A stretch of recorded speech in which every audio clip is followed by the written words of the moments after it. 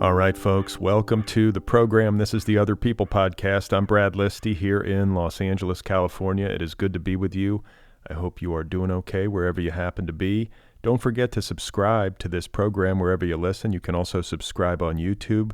Follow the show on social media, TikTok, Instagram, and Twitter. And support the program over at patreon.com/otherpplpod. Help keep it going. Today, I've got a very special episode for you, an extravaganza, a special Pulitzer Prize episode featuring authors Hernan Diaz and Ingrid Rojas Contreras, both of whom were guests of mine on this show back in 2022, and both of whom have gone on to receive extraordinary recognition for their respective books. Hernan Diaz is now a Pulitzer Prize winner in fiction for his best-selling novel, Trust. And Ingrid Rojas Contreras is both a National Book Award finalist and a Pulitzer Prize finalist for her memoir, The Man Who Could Move Clouds. And best of all, both Hernan and Ingrid were kind enough to join me separately to talk about all of this, all that has happened, what it was like to receive this kind of recognition and to go on this kind of ride with a book. I talked to them about where they were when they found out. I try to get all the details. So first, I'm going to be sharing a conversation that I had earlier this week with Hernan Diaz. Once again, his best-selling novel, Trust, won the Pulitzer Prize for Fiction for 2023, along with Demon Copperhead, the novel by Barbara Kingsolver. So it was sort of a strange year for the Pulitzer Prize for Fiction with two winners. The other finalist was a novel called The Immortal King Rao by Vauhini Vara. In his novel Trust, Hernan Diaz tells the story of the life and marriage of Wall Street tycoon Benjamin Rask and his wife Helen. The Pulitzer Prize Committee calls Trust, quote, a riveting novel set in a bygone era that explores family, wealth, and ambition through linked narratives rendered in different literary styles, a complex examination of love and power in a country where capitalism is king. I should add that it is also a wonderful and very nuanced exploration of gender. I spoke with Hernan Diaz about Trust back in episode 775, which aired on June 1st, 2022. Here's an outtake from that conversation. I've learned a few things that were unexpected. The first thing, which I've talked about elsewhere, but it bears repeating, I think, is that even though capital has this mystical place in the American imagination, it's very hard to imagine ourselves as a people and really to define the American dream without making a reference to capital and money and wealth. So although money does occupy this transcendental place in our history and in our consciousness, the discovery that I made once I dove into this somewhat seriously was that this obsession hasn't been reflected in literature that much. All right, that was Hernan Diaz, author of the novel Trust, a New York Times bestseller. We were in conversation back in June of 2022, episode 775, which you can listen to in full wherever you get your podcasts. It's right there in the feed, episode 775. Hernan Diaz, as I have mentioned, is right now, along with Barbara Kingsolver, the winner of the 2023 Pulitzer Prize for Fiction for his novel Trust. And I had the chance to talk with Hernan earlier this week, to catch up with him and to congratulate him and to ask him about his experiences over the past year. So let's get to that. Here I am in conversation with Pulitzer Prize winner Hernan Diaz. So I was on book tour for the paperback edition that had been released like that day, the week before, sorry. And I was in Greenville, South Carolina, a place I had never been to before, beautiful leafy city. And I was hungry. I had been on airplanes all day in plural, and I thought, well, I should get chicken and waffles because I'm in South Carolina, and there was a place called, I think, Nosedive, the Nosedive, or something like that, next to the hotel. So I got chicken and waffles, and I learned about this announcement, as I was, pouring maple syrup over my waffles, and I wish I could say I took it with, aloofness, dignity, and that I was cool about it, but I wasn't. I totally lost my shit, and I had to leave the restaurant, with my stuff all there, and I sat down on the sidewalk, trying to take this moment in. Tears might have been shed, and these three tiny, lovely Southern ladies come walking up to me, and I was wearing a baseball hat, which, because I'm bald, makes me look somewhat younger. Right. And they were like, "Oh, sweetheart, are you okay? Is everything fine?" And I just looked up from the curb, a bit like in a Chaplin movie or something, and told them what had happened, and You hugs told them were. wait, you told them you won the Pulitzer. It's a little blurry, but yes, I must have, because next thing that happened is we're all hugging, the four of us, and and and those were, and my phone was exploding throughout this whole thing, and those were the first people to to give me a hug and congratulate me. They asked what the book was, and so on and so forth, and then of course, my wife, editor, agent, and closest friends. But that was the scene. Did you finish your waffles? I somehow, that was no longer a priority. Yeah, the waffles were No, done. no, I did finish the IPA I was having, like in Okay, one big gulp. That I good. did. There you Yes, go. There you go. yes, Well, I mean, I think that's a lovely story, and I feel like it's interesting when you talk about being in, you're outside of New York or you're outside of a cultural capital.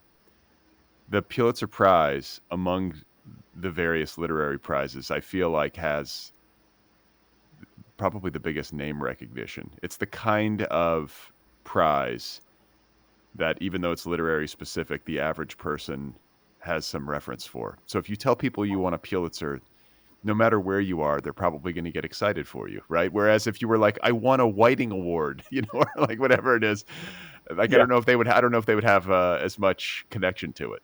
No, that is true, and I have to say that, uh, insanely, now that this has happened to me, which still defies belief, and feels very disorienting. I like, I don't know, the people in my building emailing me, which they, stuff like that, Right. or kids from my daughter's school, you know, congratulating me, which I guess speaks to how recognizable this is, and the place that it has in our, in our culture, even if you're not like a book person. Yeah. And It's, and I don't think I was aware of the extent that was true until I experienced it. yeah. I mean, it's a big deal and a huge honor. And I remember talking on this program with Andrew Sean Greer, Hmm. a past Pulitzer winner, and I always ask kind of similar questions about like where were you, how, and then like what happens when you win a Pulitzer and all this kind of stuff. And he was telling me that one of the nice things about winning it, well, first of all, you might find this information useful if you haven't received it already, is that I want to say he told me he talked with Michael Chabon, a past Pulitzer winner, and I could be getting this wrong, but I believe Chabon told him like, look, there's no downside. Like there's no downside to winning the Pulitzer. So that's a good thing to know. I mean, right? It's like, and it's a good thing to remember because I think it can get, like you say, a little disorienting and surreal. But when you take a breath and you think about it, you're like, there's no downside. You won the Pulitzer Prize. It's wonderful. And then, One of the beautiful things that happens is that some of the previous winners like reach out, with a note or something, yeah, which is lovely. that's what And Andrew told me. That was the second part of my question. He said that when you win, other Pulitzer winners reach out to you and sort of congratulate you and yeah, give you some, what do they give you? Some advice and counsel, maybe.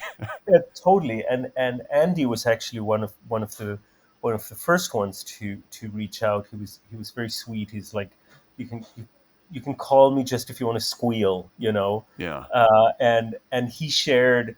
I think it's like in 7 parts the things that the advice, and among them is Michael Chabon's maxim of there is no downside, and some other ones include you get to shine on light, you get to shine a light on people that are important to you, whose work you respect, who are uh, perhaps underappreciated. You get to write what you like. It was a beautiful, very generous, big-hearted kind of.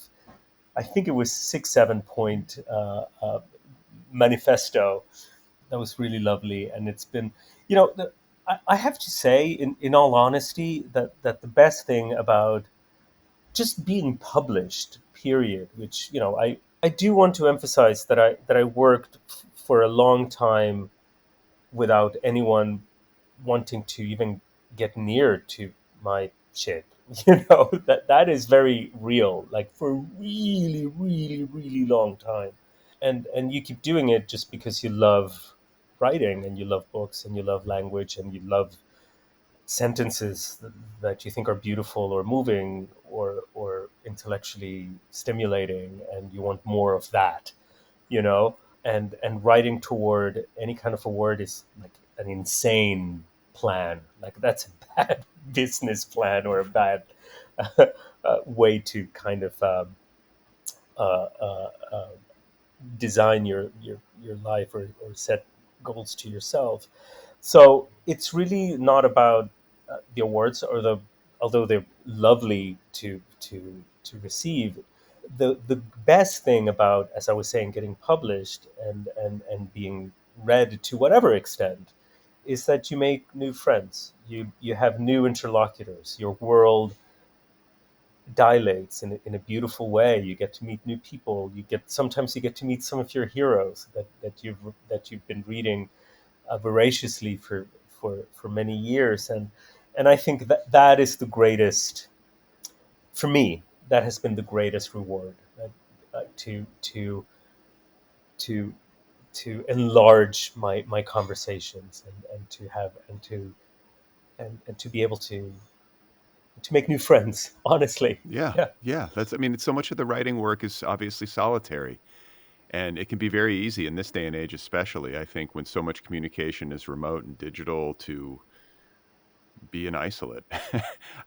Exactly. That's kind of a necessity, but it's also maybe a pitfall of the profession. And I think when your work is out there and in conversation with people, and especially if it's finding a readership and you're getting feedback and going on tour and doing events and stuff like that, then it does start to become more social.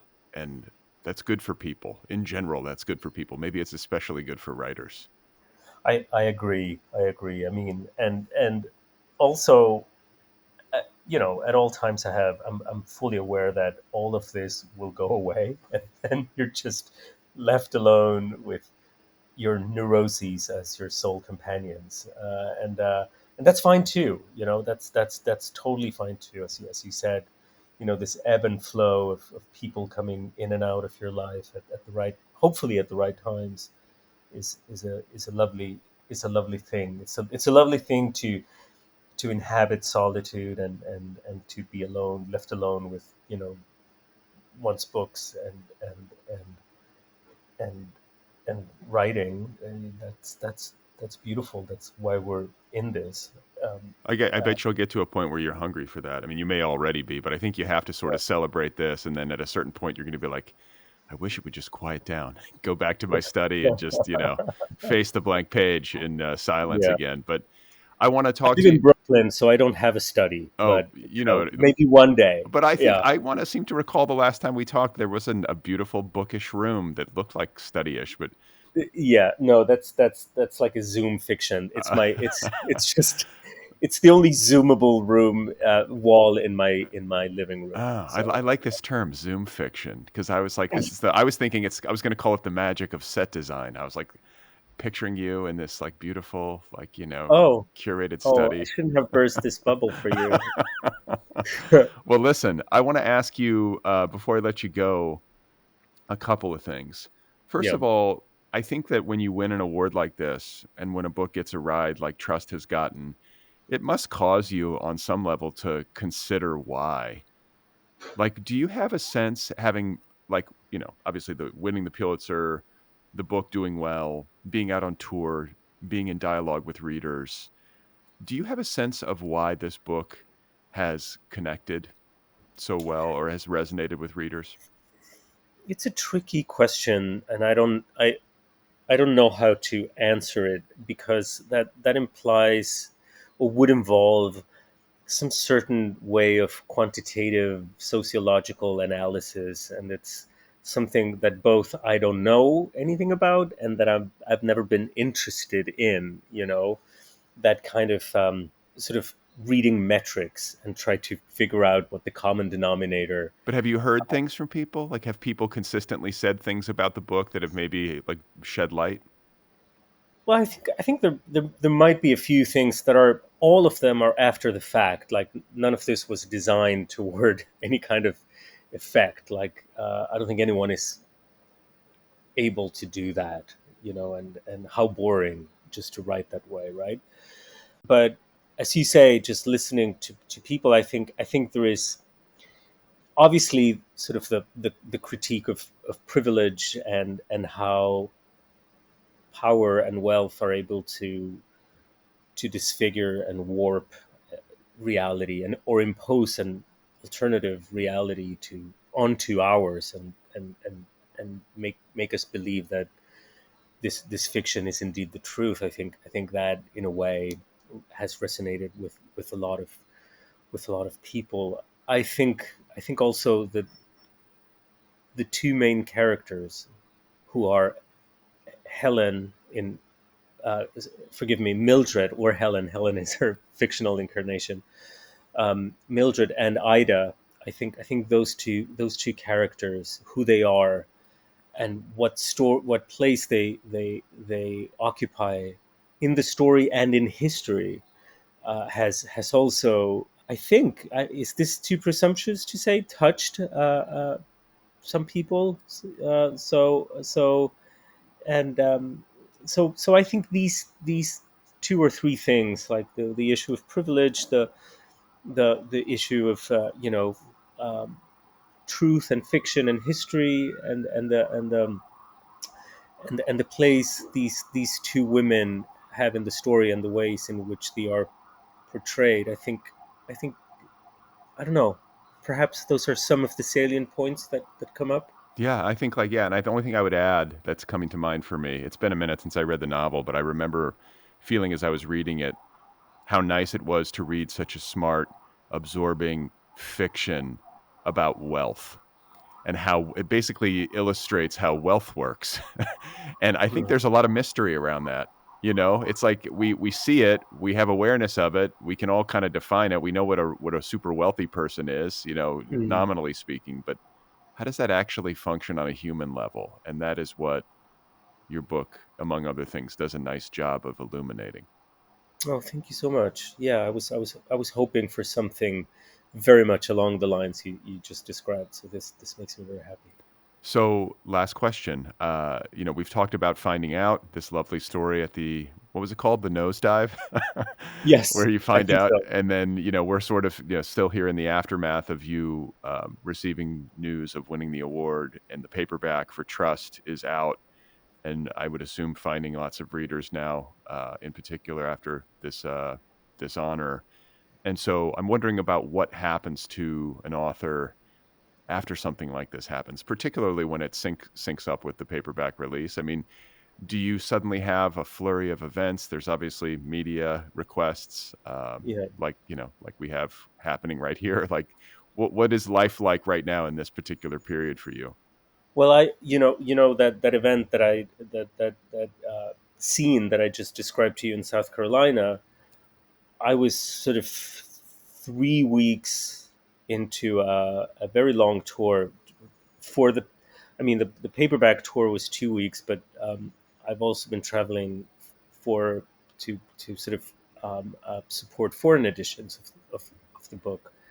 So I came back home last Friday after being away for 7.5 weeks, and so I haven't really seen anybody at all, my including my family. I uh, since since the announcement happened, and I haven't really like celebrated with friends, or I've really been relentlessly on the road, and I kind of will be for a while, and I have decided that you know I'm always reading, I'm always taking notes, I'm always writing things, but to sit down and properly write, it's gonna be a month or two, because I'm just really, it's also hard to sit down and exercise your imagination after hours of press, which I've been doing. So Yeah.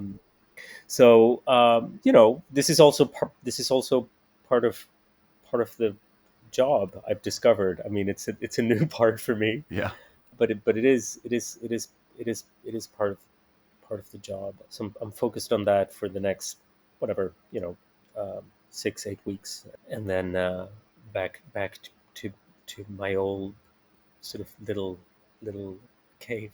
Okay. And it feels like what I'm thinking is like, wow, it kind of feels mathematical, like the way that this works out. Like you win a big award like this, it's so exciting. But like the downside is that it does pull you away from writing. But like you say, it's part of the job to have to go out and, you know, make the rounds for your book and go on tour and do media and stuff like that to support it.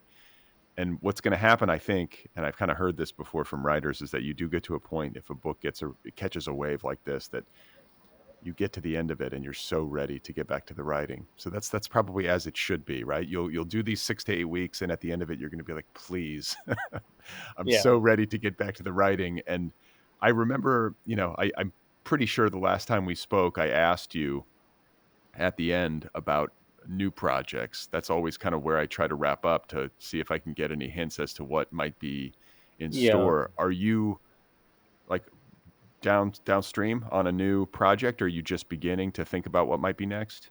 You know, I always say that for me, writing begins with reading, which is totally true, and I know that something is going on when I've created like a full shelf of stuff toward a weird, towards something that is shapeless. But I know, like, by looking at that bookshelf, I can see kind of what it is about. That bookshelf has been now in existence for several months, and I've been adding to it, and there is a whole world in my mind. There are protagonists, and there is a general arc, and there are scenes, but yeah. So it's going. I'm excited for it. The but that I didn't, that clause that I opened but never concluded was, but I haven't started. I write in a very linear fashion. Like, I do a lot of note take. This is like my process that I don't recommend for anyone else, but I do a lot of note taking, always by hand, like piles of notebooks. It could be quotations, it could be my own thoughts, it could be a full scene, it could be scattered thoughts, all toward one book, right? Like, now I'm working on this. So all these notes that I'm referring to are not just random notes; they're notes toward this particular book. And I've been doing that for a while now, and but I haven't, which is what will happen in 6 weeks or so, is that I'll sit down and actually write the things. I don't write. I don't do drafts. I write sentence by sentence. So when I start, that's like I've started, and there is no, who knows, maybe this book will be different, but usually it's, I sit down and I start at the beginning and I end at the end normally, And it's and one draft. When you're done, you're done. it's just one draft, because I also edit ceaselessly through, like, my workday begins with edits. Yep. I'm a big editor. It's also sort of my day job. So, and I love grammar, and so I look at that all the time. So by the time I'm done, it's pretty much done. And then, I do many editorial passes, but it's not that I start like a new draft or anything. So that's the next step. Like, I have tons of material and ideas and scenes and people in my head, and now the writing will commence. Okay, so last question. This little bookshelf that is project specific that you Yeah. described, where you sort of build like a little, it's like the DNA for your novel or whatever you're Well working. put. Yeah. Would you be willing to tell me, like, what's one book that's on that shelf right now? No, No, I can't. you can't. No, no, It's no. it's an I'm obvious so. I question. mean, I'm an I'm I'm an atheist, but I'm also superstitious when it comes to this. Yeah, you're not alone. Trust me. I try to pry into authors, next projects a lot, and I will get stonewalled, which I always respect. Sometimes it's like, you know No, what? no, you got to try. That's your job, That's my man. job. That's my job. But I Yeah. will leave it there. Uh, I'm happy to get the chance to kind of circle back with you and to have the opportunity to congratulate you. I was Oh, such a fan of this book when I read it. I have to say that I'm not surprised that this book is being honored in the way that it is. I mean, you're always a little surprised because, like we say, it's mathematically improbable for any book. But the yeah. fact that it happened for you and for this novel is fitting, and it's really exciting when I love when I feel like a prize gets it right. I'm like, yeah, that's a book that really deserved it, and that's the way I think a lot of readers feel about this. So, congratulations to you. Oh, Brad, that was so lovely, and it's good to, as I said, I've been on my own for a long while. It's good to celebrate now with a friend, Yeah. and to see your face again, and hear your voice, and it's been lovely to chat with you. Thank you for having me again. Okay, that was Hernan Diaz, Pulitzer Prize winning author of the novel Trust. Available now in trade paperback wherever books are sold. Hernan Diaz's other books include the novel In the Distance, published in 2017 by Coffee House Press. It was a Pulitzer Prize finalist and a finalist for the Faulkner Award. Hernan Diaz is also the author of a work of nonfiction called Borges, Between History and Eternity. You can find out more at his official website, hernandiaz.net.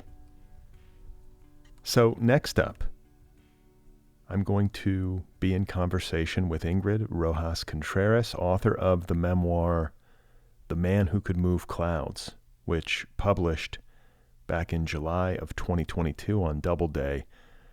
This is a memoir that is both a National Book Award finalist and a Pulitzer Prize finalist in the memoir and autobiography category. The other finalist in the category was Chloe Cooper Jones for her memoir entitled Easy Beauty, and the award itself went to Hua Xu for his memoir Stay True. So, The Man Who Could Move Clouds is a sweeping intergenerational memoir that delves into Ingrid's past, her family history, her indigenous roots, and in particular the life and work of her maternal grandfather, Nono, who was a renowned curandero in Colombia, which is to say a medicine man, a community healer. He was known to be able to talk to the dead, tell the future, treat the sick, and move the clouds. The Pulitzer Prize Committee calls The Man Who Could Move Clouds, quote, a lyrical, personal account that reclaims a family legacy of indigenous practices, beliefs, and narratives to challenge Western notions of history and memory.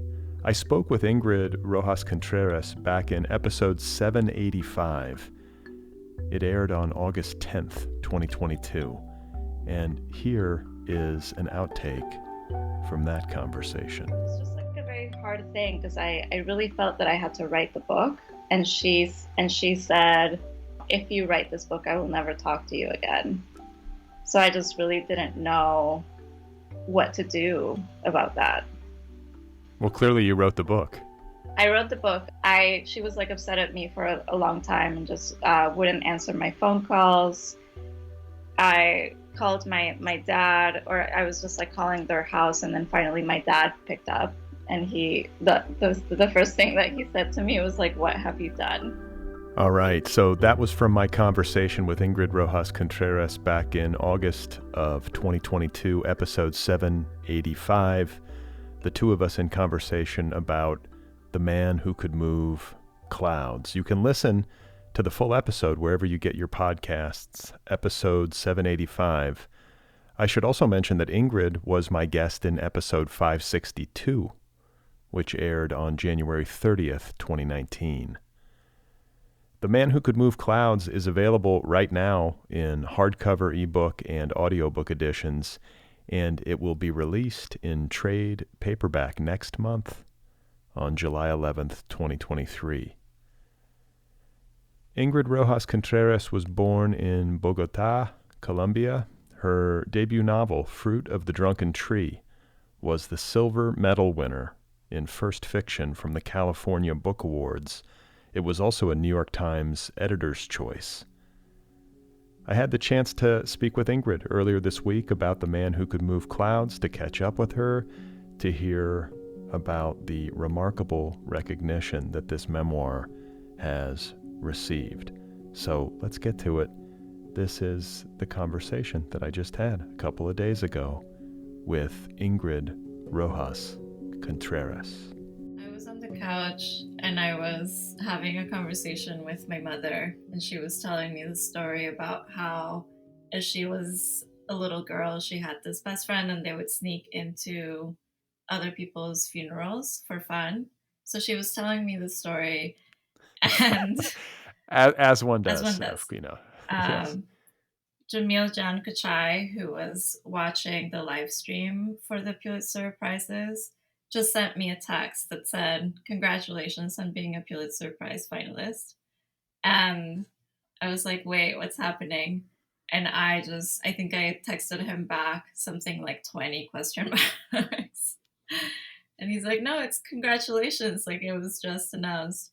And he sent me a link so that I could, see it. And so he was the first person to tell me. And then pretty soon after that, pretty wild how your phone just starts vibrating and there's like, people are finding out.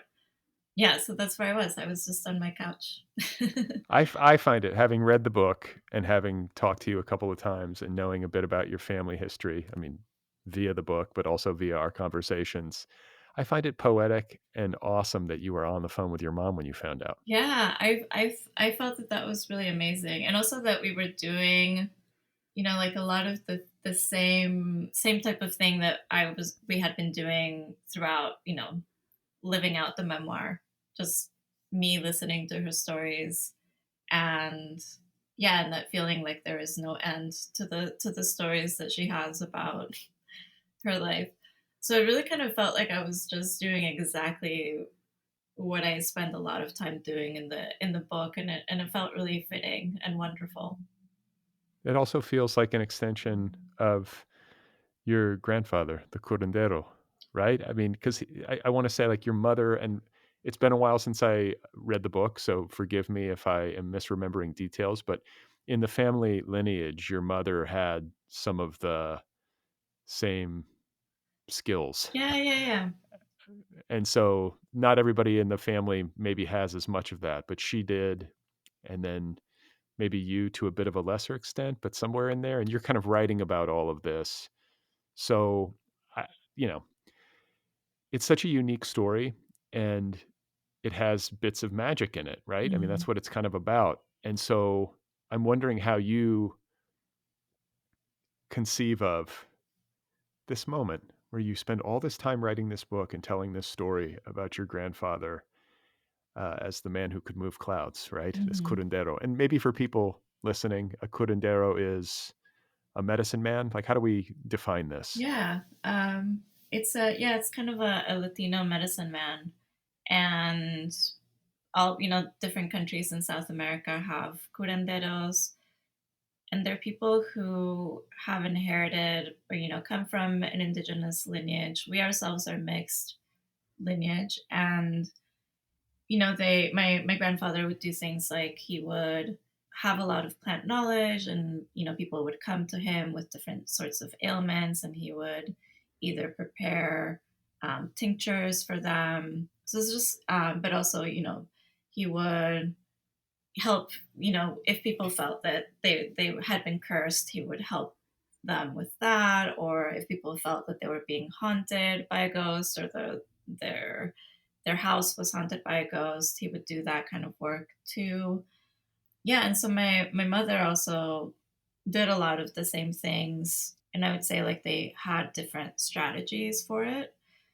And I, like when I was writing the memoir, it felt like such a personal story, and it felt like I hadn't seen that story too much in nonfiction, so I didn't know how the world was going to react to it, and I had no idea what that story sounded like to someone who had never heard of curanderos before, and who, maybe that this is their first time reading about it. And since the book has been out, I've just been so, just pleasantly surprised by how well received the book has been. And just, yeah, everyone has been like really wonderful on tour. And I did get to hear a lot of stories from just audience members who've had curanderos in the family. And yeah, that sort of thing just makes it feel like, you write your own personal story, and then that story finds community with people who share that story, and you kind of like slowly kind of widen that and make it something. Okay, so a couple things I want to ask about.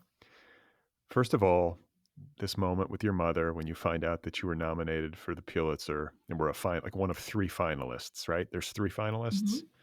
So pretty rare air. It just feels kind of like a poetic, perfect moment that she would be the person you were talking to when you found out.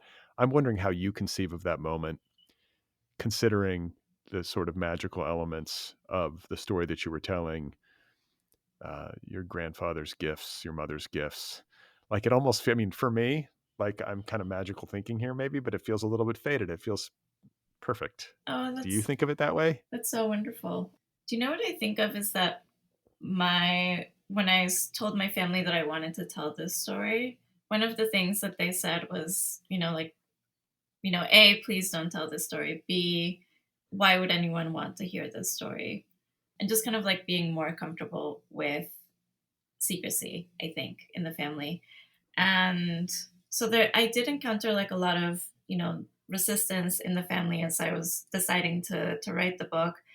And now that it's been out, I feel like it's possibly, healed a lot of things around secrecy for my family. And my mother did dream, like when I told her that I wanted to write the book, that my grandfather kind of gave his permission. And he's I want to say you told me that. I remember yeah. that there was like some issue around permission. So Yeah. he blessed it He essentially. blessed it, and he said that it was going to be really good for the family and for the generations in the family to come.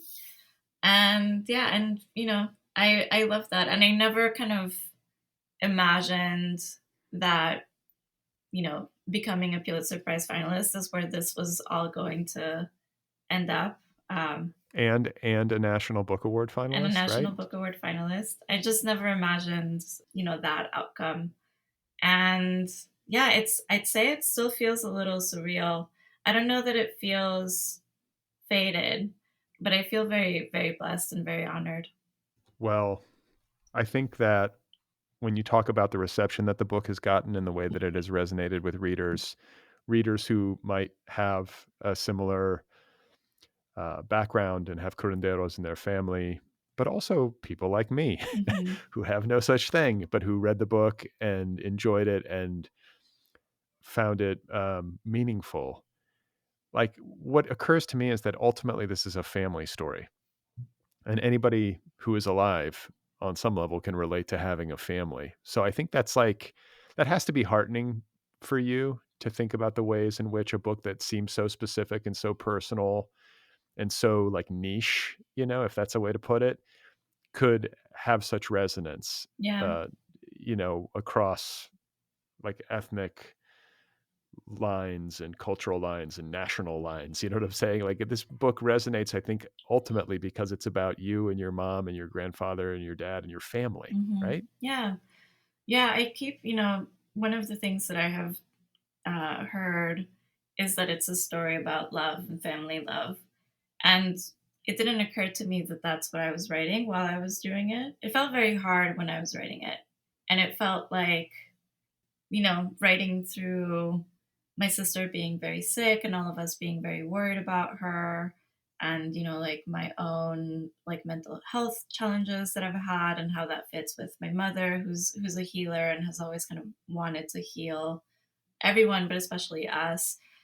It didn't feel at the time like it was a story about love, but to me it kind of felt like I was writing about survival.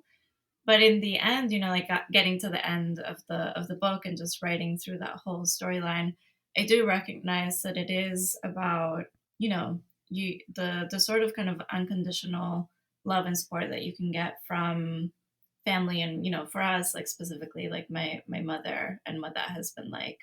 Yeah, in retrospect I can see those, how that storyline just feels so powerful, and why that would be so touching to read about. Well, and I also think that people are hungry for a sense of magic in their lives and for some sort of affirmation that, or some sort of confirmation that there is more than meets the eye to Mm-hmm. this reality. And that if there are people who are tapped into that, or there are people who have specialized knowledge in ways that are supernatural, I think I think that has universal appeal. Yeah. I don't think you have to be an indigenous person from Colombia to feel that. I think that's just a human thing. We are desperate for there to be deeper meaning in our lives. And that is something to which this book attests. Yeah. I was also writing through my own doubt of my mother and my grandfather while I was writing. And I think that for me, it's just that there's that moment where my sister is, pregnant and then loses her baby. And my mother says, like, you haven't lost the baby, like the baby is still there. And my sister kind of got a, whatever that's called, like A the sonogram? sonogram. Or like, Yes, sonogram. okay, Thank yeah, you. yeah. And the doctors couldn't find the heartbeat, and so the doctors were like, the baby is gone, and she was going to have the procedure where they get the remains out. And my mother kept saying, like, please don't do that, like the baby's actually alive. And to all of us in the family, do you know what I mean? Like anyone, I think in that situation, you would say, she's obviously, there's evidence that there is no baby, and my mother has kind of like lost it at this point, and also in a very kind of harmful way, saying that there is a baby when doctors are saying that there isn't. And and then it just turned out that they did another sonogram and then found the heartbeat. And so it just kind of turns out that she was correct about this wild thing.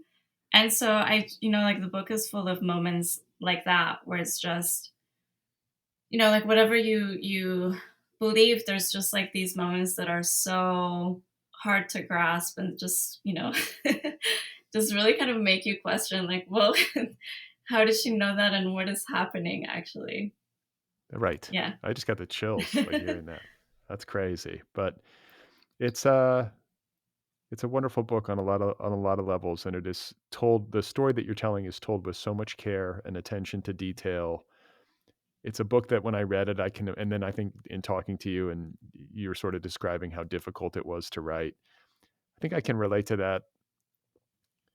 I mean, I think any writer can relate to that. I think in particular when you're telling a really personal story, but it's also a story that I think in a way you're having to do the work of a translator as you're writing. And I don't mean necessarily like English to Spanish or English to whatever indigenous dialect, nothing like that. I mean like translating culturally, because this is such a specific thing and it's something that I think a lot of readers, say in North America, might not have a frame of reference for.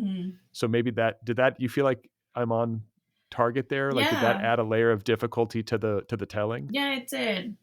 I think the layer of difficulty for me was I didn't want to. There's always this danger of a book becoming, just kind of the stress falling on the explanation for people who are not familiar.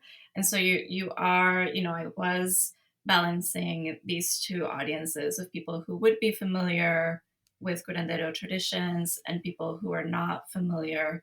And so the struggle was always, how do I tell the story in a way that doesn't feel redundant to people who already know the culture, and also make it sound, make it accessible enough for someone who's just approaching this first time that they've heard of a curandero. All of the stories, would sound like something that they've never heard before. And I think that the balance that I was trying to strike is, well, then it has to be kind of, everything has to tie back to the story that I'm telling and maybe to these like family relationships, and then kind of giving you information as we go and trying to think of information that would be also new to someone who would already know about curandero traditions. And I think all of that just came through, research and just looking at, assuming like everyone has like the people that would be familiar with the culture has a base knowledge of curanderos, and then what would be information that's new to them. And so thinking about, well, what are the different curandero traditions and how did they come to be and what happened historically for curandero traditions to emerge? Are they different than indigenous traditions? So all of that just became the sort of place that I could explore when I was writing it. Yeah, no, that makes a lot of sense. I just had a conversation recently with an author who was writing about Hawaii, Jasmine Iolani Hakes, and she was like trying to work a similar balancing act where you're writing it for a certain place, like you're writing to a certain place and to a certain people in a way, and you want to bring everybody else along, but you don't want to be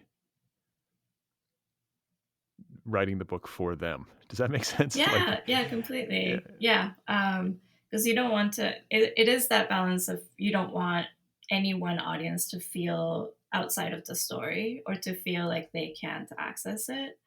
And yeah, definitely, I don't want to be redundant to Latina readers who would know everything already about it. Well, there was a photo that you posted, I believe, on social, like as you were finding out the news. By this point, I think your dad had come into the picture. Yeah. if I'm recalling this correctly. Yeah. But it's one of these great candid selfies where you're, I think, like what, Zooming with them or something that. Like, we were on FaceTime, and so I hung up with my mom because I needed to check out this, whatever was happening. I just said, I have to check out something, like I'll call you back in a minute. And she was like, well, okay, but this story was really good. How like she was crashing people's funerals. Yeah, she was like, this is a really good story and you're missing out. And I'll be like, and I was like, I'll just call you in a little bit. Just give me a minute. This is important. And she was like, well, this story was important too. So, so I got off the phone, checked out the information, and I called them back. And my dad, I think, had joined her on the couch by that time. And I just, told them, and it, like I always have this experience of sharing news with them and then having to explain what it means, because they've, grew up in Colombia. A lot of the things that are big here, they just have no point of reference for. So I always have to kind of explain what is the New York Times. I have to kind of do that sort of.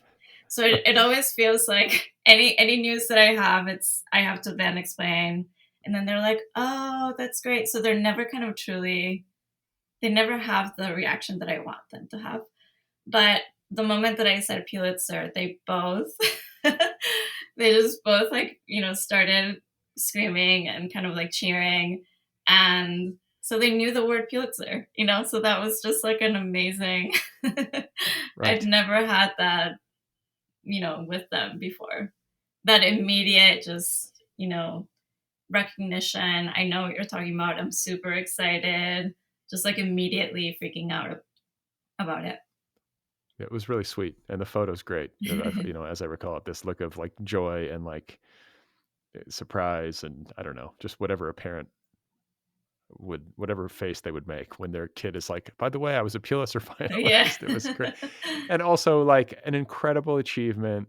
I think you even said this, like first generation American author writing a memoir about curanderos, and I mean, amazing. Yeah. I'm so thrilled for you. Like Thank just you. an extraordinary run that you've been on since this book was published. And I'm glad that I had the chance to read it and talk to you about it when it came out. And I'm glad to get to catch up with you after all this. I imagine it's got to be a little bit head spinning. This happens sort of like with the National Book Award finalists. Like this book has had like a long life, if I could put it that way, in terms of like its publicity cycle or in terms of the way that it's been recognized.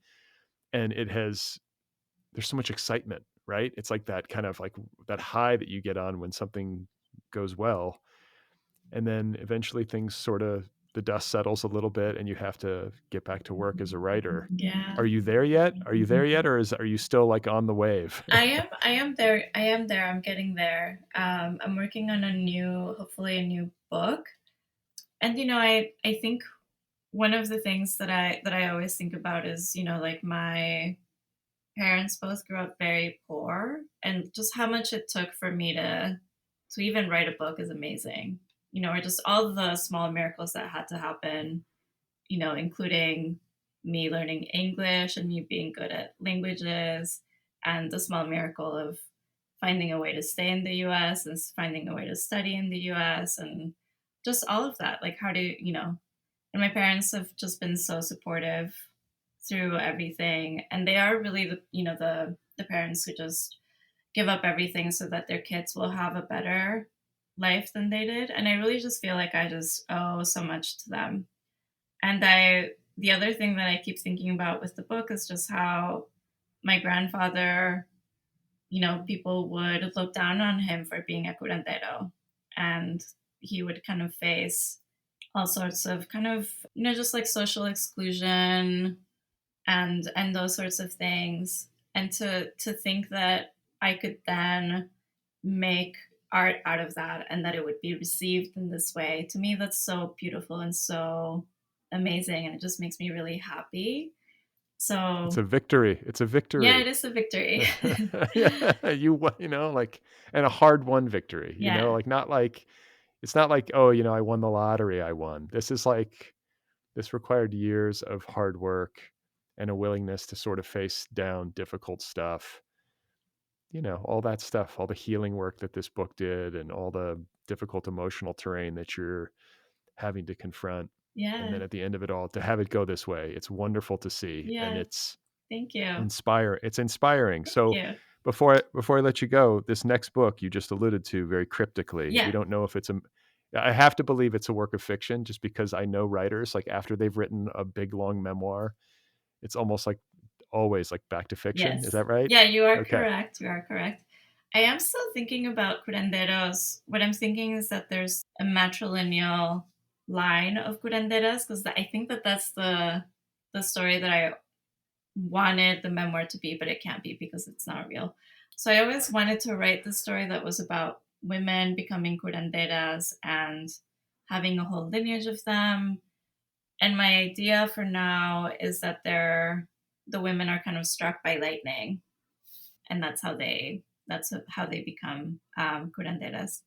So it's like when I start a book, I have this document where I just write a line that feels true, and then I press enter like 20 times, and then I write another line that feels true, and then press enter 20 times. And I just do this sort of, I think of it as accumulation of truth in a document. And at some point when it feels like I have enough, I delete all of the spaces and then start to think more linearly about what I'm talking about or what I'm telling. So I'm still in the discovery phase of the story, and it's very early, but it feels really good to be writing fiction after having to do memoir and having to do interviews and transcripts and thinking about fact checking and all of that. So it feels really good. Well, I will be eagerly awaiting this next book whenever it arrives in the world. I wish you well on it. And again, just congratulations. I'm really happy for you. You are so deserving. It's a wonderful book, and I wish you well. Thank you so much. And it means so much to me that we got to chat and, for my first book and then for this one and then, touch base after. It's I love your show. It's so wonderful. Well, thank you. And I feel like I've been along for the ride. I'm like, where are we going to go next? So good luck to you, Ingrid. Thanks for taking the time to talk. Thank you. My pleasure. Okay, everybody, there we go. That was Ingrid Rojas Contreras. Her memoir is called The Man Who Could Move Clouds, a 2023 Pulitzer Prize finalist. It is available wherever books are sold, and it will be out in trade paperback on July 11th, 2023. You can find Ingrid on the internet at ingridrojascontreras.com. You can also follow her on social media, Twitter, Instagram, and I believe Blue Sky, if you're one of the Blue Sky people. My thanks to Ingrid for joining me once again, and my thanks to Hernan Diaz, fiction winner for the novel Trust, out there now in trade paperback. The Otherppl podcast is offered freely. It's a listener-supported show. The entire archive is there. Listen to it. And if you like this program, you can support it and support the work that I do over at patreon.com/otherpplpod. Subscribe to the show wherever you listen. Also, subscribe to the Otherppl YouTube channel. If you have a couple of minutes, rate the show wherever you listen. Write a little review if that's an option. It helps new listeners find the show. If you would like an Otherppl t-shirt or sweatshirt, just go to the show's official website, otherppl.com. Search for the t-shirt. Just scroll down. You'll see it. And if you would like to sign up for my once-a-week email newsletter, you can do that at bradlisti.com or otherppl.com. Finally, I have a novel out. My latest novel is called Be Brief and Tell Them Everything. It is available in trade paperback, ebook, and audiobook editions. I narrate the audiobook, so if you would like to read my novel, it's called Be Brief and Tell Them Everything. Coming up on Sunday, I'm going to be in conversation with Alejandra Oliva. She has a new book out called Rivermouth, a chronicle of language, faith, and migration. It's out there now from Astra House. Had an excellent conversation with Alejandra Oliva about her remarkable book, so stay tuned.